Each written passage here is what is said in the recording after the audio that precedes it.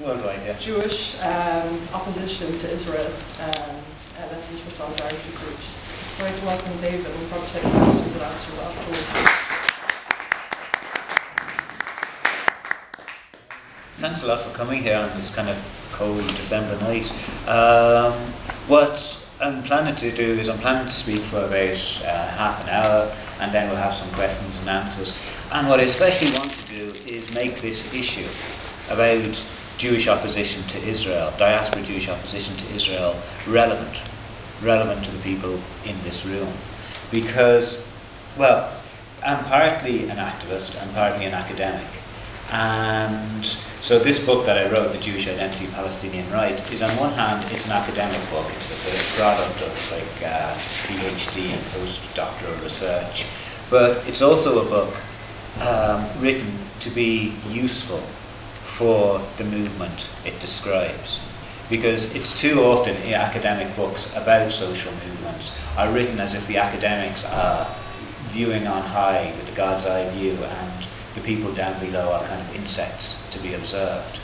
And in a way, this is a problem when people in this room are thinking about Jewish opposition to Israel, because I'm imagining there's not too many other Jewish people in this room.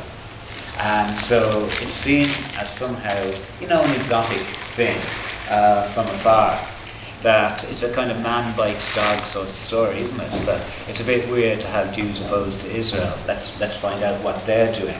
Whereas in a way what I'm trying to point out is that actually what they're doing is also very relevant to Palestine solidarity also in this country. And so I'm interested in learning from what this movement is. So firstly what I want to talk about is learning what the movement is. And why on earth do Jews in the diaspora oppose Israel? And do Jews increasingly oppose Israel? Because this movement, which really started about a decade ago, has exploded over the last decade. And I want to examine why that's happened. And then I'll be talking about lessons that I myself have drawn. And I know other people are interested in this Jewish opposition to Israel, and you might have drawn different lessons. So it'd be good to actually have a chat about that afterwards. So, originally we were talking about showing this video. It's a great video. I should urge you all to watch it.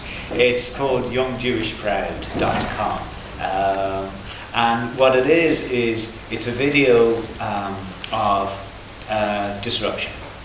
That it depicts what happened when Benjamin Netanyahu, the Prime Minister of Israel, went to speak to the Federation of Jewish Groups in the US. This very mainstream Jewish group of the US. He's there standing up, and you see him on a huge big screen because it's a massive big auditorium he's in.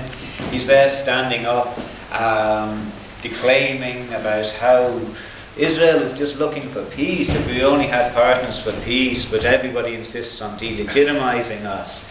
And then somebody from the audience stands up and shouts, "The occupation delegitimizes Israel. The occupation delegitimizes Israel. The occupation," until they are thrown out.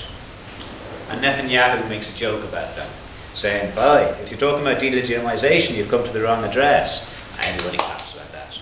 And he goes on, and then somebody else stands up and shouts, "Gaza delegitimizes Israel. Gaza delegitimizes Israel." And there's starting to be a few boos. They're chucked out. Then the third person stands up after they've been chucked out and shouts, "What delegitimizes Israel? The racism within Israel delegitimizes Israel." And by this stage, the crowd has turned angry and annoyed.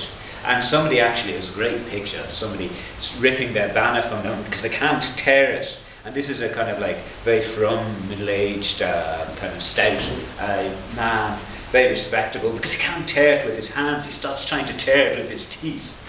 So angry is he. And a couple more people stand up. And you're kind of happy that there isn't a sixth person, because by the time the fifth person stands up, you're thinking they're going to get lynched.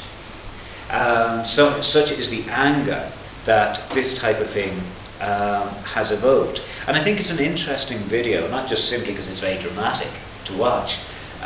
It's interesting because it illustrates a lot about this movement. That what it illustrates firstly is it's very disruptive. It's very interruptive. of Zionist discourse. All this stuff, we're looking for partners for peace, the world doesn't like what we're doing because they don't like Jews, and so on and so forth. These Jewish protesters, they would have heard this growing up. This is the kind of normal discourse, and they're interrupting this consensual Zionist discourse that you do here in the diaspora. So it's very disruptive. It's also interesting that it's young people doing it, that it shows there's a kind of turning away of younger Jewish people from Israel and from support of Israel. And it's also interesting because it shows the viciousness of the opposition among the Jewish community to Jews who stand up and say what Israel is doing is wrong. And it's more viciousness not because they think they're attacking Israel, but because they think they're attacking the Jewish community, that they're attacking the consensus of the community, which is a consensus behind Israel, which is formed in kind of supporting Israel. So this is kind of what the movement is doing. And to very briefly describe the metrics of it, as I say, it's been going on for about a decade. It's mainly there's a movement in Western Europe, in I think every Western European country, except for Spain for some reason. I don't know if anyone's from Spain here, they could explain why. But even in the really small European countries, there's some kind of Jewish groups that have been established that oppose what Israel's doing. And in places like France and Britain, where you've got between 250,000 Jewish people, you've got quite a good moderate-sized movement. Well, where it's really taken off actually is in the US and Canada, in North America. The US, where 3/4 of diaspora Jews live. There, especially since Cass led the invasion, the attack on Gaza in 2008, 2009, the movement has really, as I say, exploded. So you've got groups like Jewish Voice for Peace, which organised this particular disruption, and that's got, I don't know, it's a mailing list of about 100,000. Now they're not all Jewish. There was an Irish person here the other day who was saying, "Oh yeah, I'm a member of Jewish Voice for Peace." But it is a kind of considerable movement. You have J Street, which has a staff of something like 45 and a kind of annual income of several millions. That would be the more moderate group. So we're talking about actually a fair-sized movement that's happening here. And what they're trying to do, and what they're saying here, is they're saying, the fundamental thing they're saying is not in our name. There's actually a group in Canada that's called that, not in our name. And what they mean by not in our name, it's different from not in my name. It's different from saying what Israel's doing is not something I personally agree with.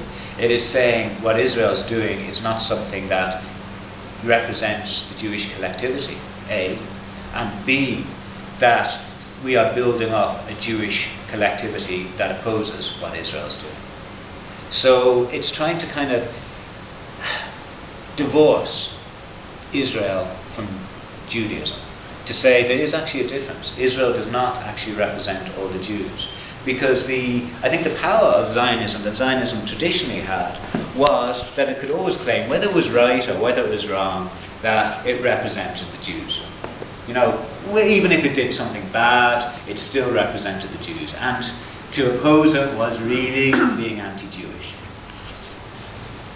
Yeah.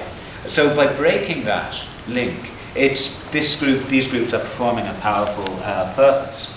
And they're also actually performing a useful purpose, because if you take the American movement in general, the American pro-Palestinian movement, it's not just in Jewish groups that Jewish people are, but they're also very much involved in the wider movement. And they've also been very much part of the huge growth of the wider movement, again since Cass led over there.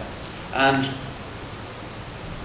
one of the things they do is this kind of, you could call it a koshering role for the movement. That enables the Palestine Solidarity movement to kind of deal with the accusations of anti-Semitism by kind of saying, in the words of the Jews for Boycotting Israeli Goods banner, it's kosher to boycott Israeli goods. it's not anti-Jewish to boycott Israeli goods. And so they do a lot of running interference